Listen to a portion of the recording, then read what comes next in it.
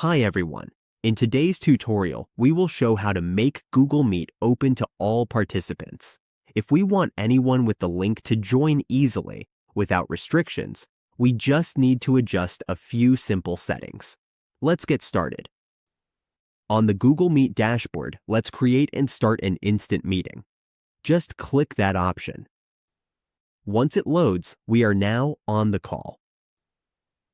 If we want someone to join without asking for permission, we need to go to the lower right corner. Look for the lock or padlock icon. That's for host controls.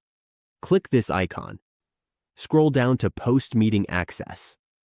When we click this open, anyone can join directly using the link we have shared. No permission needed.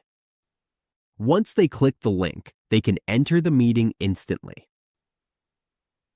And that's it. Google Meet is now open to everyone we invite, simply by clicking to open it. With these quick steps, we can make our meetings more convenient and hassle-free.